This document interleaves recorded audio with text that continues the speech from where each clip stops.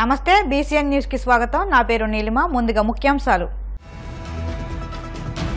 నేడు ఢిల్లీకి AP CM Chandrababu, ప్రధాని సహా పలువురు కేంద్ర మంత్రులతో భేటీ.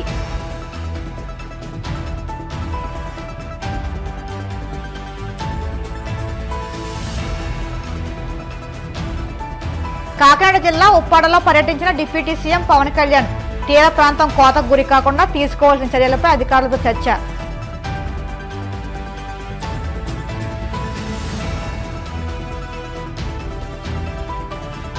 కృష్ణా డెల్టాకు తాగు సాగునీరు అందుతుందంటే అది పట్టిసీమ పుణ్యమే. పట్టిసీమ ఎత్తిపోతల పథకం ద్వారా గోదావరి జలాలను విడుదల చేసిన మంత్రి నిమ్మల.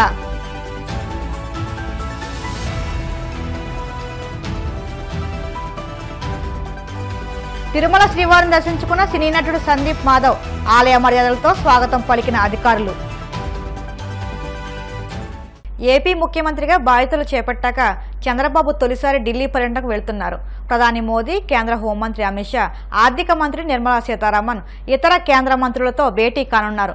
ఇప్పటికే పోలవరం, అమరావతిలో చంద్రబాబు పర్యటన పూర్తయింది. రాజధానికి జరిగిన నష్టంపై సీఎం ఓ అంచనాకు వచ్చారు. వాటిపై శ్వేతపత్రాలు కూడా విడుదల చేశారు. ఇక త్వరలో ఏపీ బడ్జెట్ కూడా ప్రవేశపెట్టనుంది ఎన్డీఏ సర్కార్. ఈ నేపథ్యంలో అమరావతి, పోలవరంపై ఫోకస్ పెడుతూనే మిగిలిన అంశాలకు సంబంధించి కేంద్రం నుంచి వీలైనంత ఎక్కువ నిధులు రాబట్టేందుకు కసరత్తు చేస్తున్నారు సీఎం చంద్రబాబు. అందులో భాగంగానే నేటి సాయంత్రం 5 గంటలకు గన్నవరం విమానాశ్రయం నుంచి ప్రత్యేక విమానంలో ఢిల్లీకి బయలుదేరి వెళ్లనున్నారు. AP deputy CM Pawan Kalyan 3వ రోజు కాకినాడ జిల్లాలో పర్యటిస్తున్నారు. ఈ సందర్భంగా జనసేనానికి స్థానిక నేతలు, జనసేన కార్యకర్తలు ఘనస్వాగతం పలికారు. ఇక ఈ పర్యటనలో భాగంగా ఆయన సూరప్ప తాగునీటి చెరువు, వాకతిప్ప ఫిషింగ్ హార్బర్తో పాటు ఉప్పాడలో కోతకు గురైన తీర ప్రాంతాన్ని పరిశీలించారు. తుఫాన్ పరిస్థితులపై ఫోటో గ్యాలరీని కూడా పరిశీలించారు. ఈ సందర్భంగా తీర ప్రాంతం కోతకు గురి కాకుండా తీసుకోవాల్సిన చర్యలపై పవన్ అధికారులతో చర్చించారు.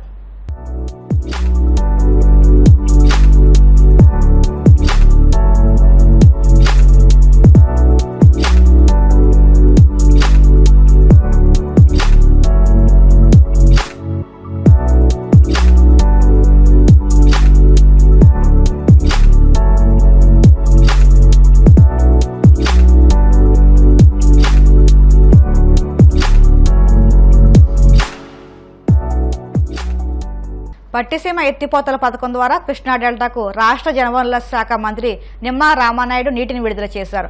మోటార్లు, యంత్రాలకు పూజలు చేసిన అనంతరం సాగు, తాగునీటిని ఆయన విడిచిపెట్టారు.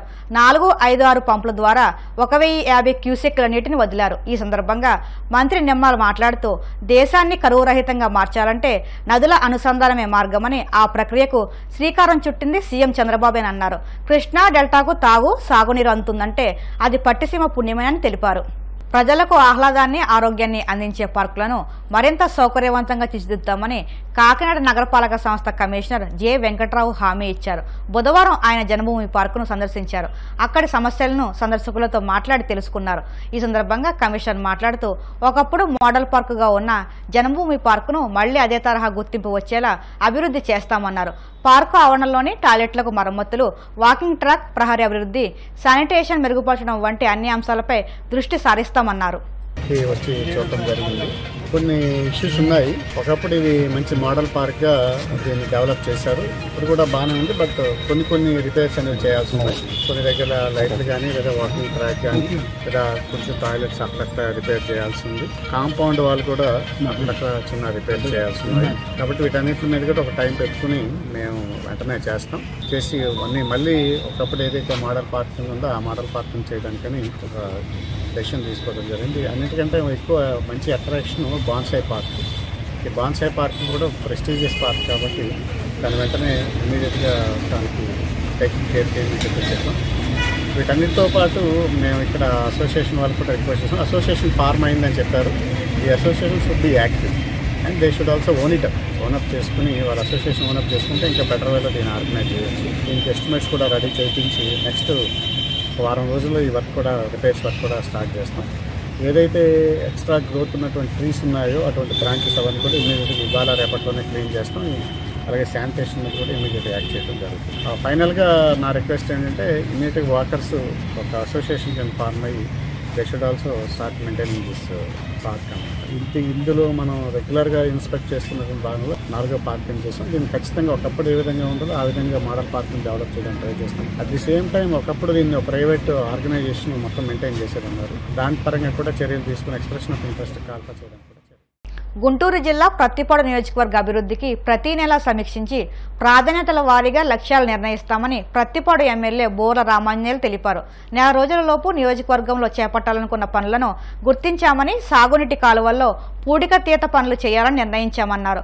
కాలువల్లో గుర్రపుడెక్క పెద్ద ఎత్తున పెరిగిపోయి ఉందని, గత 5 ఏళ్లలో ప్రభుత్వం కాలువల గురించి పట్టించుకోలేదన్నారు. ప్రత్తిపాడు నియోజకవర్గంలో ప్రభుత్వం ఏర్పడిన తర్వాత ప్రతి నెలకు మనం ఏం టార్గెట్లు పెట్టుకున్నాం, వాటిని ఎంతవరకు సాధించామన్నటువంటిది ప్రతి నియోజకవర్గంలో కూడా రివ్యూ చేయవలసిందిగా మా రాష్ట్ర ముఖ్యమంత్రి చంద్రబాబు నాయుడు గారి ఆదేశాల మేరకు రాష్ట్ర ప్రభుత్వం ఏర్పడి 30 రోజులు కూడా గడవకుండానే కేవలం 15-20 రోజులు అయినప్పటికీ జూన్ మాసానికి మేము ప్రత్తిపాడు నియోజకవర్గానికి సంబంధించి ఏ పనులు చేయాలనుకున్నాం, ఎంతవరకు చేశామన్నది మా మీడియా మిత్రుల ద్వారా ప్రత్తిపాడు నియోజకవర్గ ప్రజలకు తెలియజేసే బాధ్యత మా మీద ఉంది. కాబట్టి మీ అందరికీ కూడా సమన్వయంగా మనవి చేసుకోవడం, మీ ద్వారా మా ప్రత్తిపాడు నియోజకవర్గ ప్రజలకు ఓటర్లందరికీ కూడా తెలియజేయడం ఏమిటంటే, మొట్టమొదట మనకు పూడిక తీసే విషయంలో కాలువల్లో పూడిక తీయాలి. గుర్రపుటెక్క పేర్కొని పోయింది. గత 4-5 సంవత్సరాల వైసీపీ పాలనలో దాన్ని పట్టించుకునే నాతులు లేడు. దానివల్ల కాలువల్లో నీళ్లు సరిగ్గా రాక, నీళ్లు అందక పంట సరైనటువంటి రీతిగా రానటువంటి పరిస్థితి రైతులు మా దృష్టికి తీసుకొని వస్తే మొదటి ప్రాధాన్యతగా దాన్ని మొట్టమొదటి క్యాబినెట్లోనే ఇక్కడ మనకు సంబంధించి మా అధికారులు ఇచ్చినటువంటి నివేదిక మేరకు 1,73,00,000 రూపాయలు దానికి మంజూరు చేయించడం అనేటువంటి జరిగింది. సో వెంటనే షార్ట్ టెండర్ ద్వారా ఎక్కడికక్కడే పనులు పూర్తి చేయాల్సిందిగా ఆదేశాలు ఇచ్చాం. అయితే ఇక్కడ మా దృష్టికి వచ్చింది, గతంలో ఇలాంటి వర్కులు చేసేటప్పుడు బయట నుంచి వచ్చినటువంటి పెద్ద కాంట్రాక్టర్లు 50% వరకు లెస్సులు వేసి వర్షాలు వచ్చే ముందు ఏదో కొద్దిగా వర్క్ చేసినట్టుగా నటించి నీళ్లు వచ్చిన తర్వాత బిల్లులు చేసుకునేటటువంటి పరిస్థితి మా దృష్టికి వచ్చింది. అలాంటిది ఎలాంటి పరిస్థితుల్లో కూడా ఒప్పుకునే ప్రసక్తి లేదు. అలా నిర్ణయాలు కూడా మేము ఎస్సీ ఇరిగేషన్ వాళ్ళకి ఇచ్చేసాం. ఎవరైనా ఒక 5% 10% లెస్కి వేయాలి, కానీ పనుల్లో నాణ్యత ఉండాలి, కానీ డబ్బులు మిగిల్చడానికి కాదు. ప్రభుత్వం బడ్జెట్ పెట్టకపోయినా మీరు గమనించాలి, బడ్జెట్ పెట్టలే, ఒక్క పైసా అప్పు చేయలే, ఒక్క నెల రోజులు కూడా ప్రభుత్వం వచ్చి గడవలే. అయినప్పటికీ కూడా రైతాంగం పడే సమస్యలు ముఖ్యమంత్రి గారి దృష్టికి తీసుకెళ్తే ఫస్ట్ క్యాబినెట్లోనే దాన్ని అప్రూవల్ చేశారు. కాబట్టి ఈ విషయం మీద మా అధికారులు, ముఖ్యంగా మా రైతు సోదరులు, అక్కడ వాటర్ యూజర్స్ అసోసియేషన్స్ లేకపోయినా, రైతు సంఘాలు లేకపోయినా, ఇప్పటికీ రైతులంతా కూడా ఒక మాట మీద ఉండి పనుల్లో నాణ్యతను పాటించాలి. ఎవరైనా టెండర్లో, షార్ట్ టెండర్లో ఏది మరీ పూర్తిగా 30-40% లెస్కేస్తే అటువంటివి మా దృష్టికి తీసుకొని వస్తే వాటిని క్యాన్సిల్ చేయించడం అనేటువంటిది కూడా జరుగుతుంది. రోడ్ల పరిస్థితి అధ్వానంగా ఉంది. 5 సంవత్సరాలుగా మనం ఫేస్ చేశాం. సో వాటికి మనం ఎన్నిసార్లు విజ్ఞప్తులు ఇచ్చినా వైసీపీ ప్రభుత్వం వాటి జోలికి వెళ్ళలేదు. కాబట్టి అలాంటి దుస్థితి నుంచి కొంతలో కొంత కాపాడాలనేటువంటి ఉద్దేశంతో యాక్చువల్గా మనకు ఏఎంసీ నిధుల నుంచి మరి ప్రత్యేకమైనటువంటి పథకాల ద్వారా కూడా మా అధికారులు ప్రాజెక్ట్ రిపోర్ట్లు తయారు చేసి వాటికి టెండర్లు పిలిచి కొన్ని చోట్లయితే వర్క్ ఆర్డర్లు కూడా ఇచ్చారు. కానీ చేసినటువంటి పనులకు కనీసం బిల్లులు ఇవ్వలేనటువంటి దుస్థితిలో వైసీపీ ప్రభుత్వం ఉండడం వల్ల ఆ పనులు ఆపేసి కాంట్రాక్టులు వెళ్ళిపోయారు. అందుకోసమే మేము ముఖ్యమంత్రి గారి దృష్టికి తీసుకెళ్ళింది, ఇప్పుడు అది 200-300 కోట్లతో రోడ్లు వేయడం మనం చేద్దాం. అంత లోపల గుంతలు పడినటువంటి వాటిని అన్నిటిని కూడా శాశ్వతమైనటువంటి పరిష్కారంగా కొద్దిగా నాణ్యంగా తయారు చేస్తే ఒక 6-7 నెలలు మనకు అది ఉపయోగపడుతుందన్న ఉద్దేశంతో మేము చెప్పినప్పుడు వెంటనే దానికి కూడా 3,75,00,000 రూపాయలు నియోజకవర్గానికి సంబంధించి గుంతలు పూడ్చే కార్యక్రమానికి అంగీకారం తెలపడం అనేటువంటి జరిగిందని మీ ద్వారా మా నియోజకవర్గ ప్రజలకు తెలియజేస్తున్నా. రైతాంగంతో కూడుకున్నటువంటి ప్రత్తిపాడు నియోజకవర్గం రైతులు చిరకాలంగా కోరుతున్నటువంటిది గుంటూరు ఛానల్ పొడిగింపు. మరి ఆ గుంటూరు ఛానల్ పొడిగింపుకు కూడా మనీ ఏదైతే ల్యాండ్ అక్విజిషన్కి కలెక్టర్స్ డిఎన్ నోటీస్ ఇచ్చారు, ఇక డీడీ ఇవ్వాలంటే ఖచ్చితంగా డబ్బులు డిపాజిట్ చేయాలి. కాబట్టి ల్యాండ్ అక్విజిషన్కి సంబంధించినటువంటి డబ్బులు ఏదైతే ప్రతిపాదనలు ఉన్నాయో ఒక 110 కోట్లు దాన్ని బడ్జెట్లో పెట్టమని సీఎం గారిని ప్రత్యక్షంగా కలిసి అడిగాం. తప్పకుండా ఫైనాన్షియల్ సంబంధించినటువంటి లోటుపాట్లు చూసుకొని గుంటూరు ఛానల్ ప్రాధాన్యతను దృష్టిలో పెట్టుకొని చేస్తామని చెప్పారు. శాశ్వతమైనటువంటి పరిష్కారంగా ఏవైతే రోడ్లు పిఆర్లో కానీ ఆర్ఎండ్బిలో కానీ శాశ్వతమైనటువంటి పరిష్కారంగా రోడ్లు వేసేటటువంటి బాధ్యత మేము ప్రజలకు ఆ రోజు హామీ ఇచ్చాం.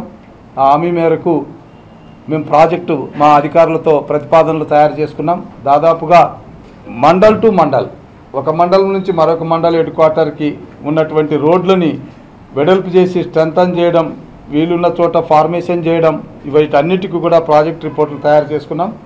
రేపు ఢిల్లీ వెళ్ళి, ఎందుకంటే మన అదృష్టవశాత్తు కేంద్ర గ్రామీణ అభివృద్ధి శాఖ మంత్రులుగా మానా ఎంపీ తమ్మసాని చంద్రశేఖర్ గారు ఉన్నారు కాబట్టి మనకు ప్రాధాన్యతతో ఆ ప్రాజెక్టులు శాంక్షన్ చేసేటటువంటి అవకాశం ఉందని చెప్పడం వల్ల మా అధికారుల సహకారంతో రిపోర్ట్లన్నీ తీసుకొని దాదాపుగా ఒక 300 నుంచి 350 కోట్ల విలువ చేసేటటువంటి రోడ్లకు ప్రతిపాదనలు తీసుకొని వెళ్తున్నాం.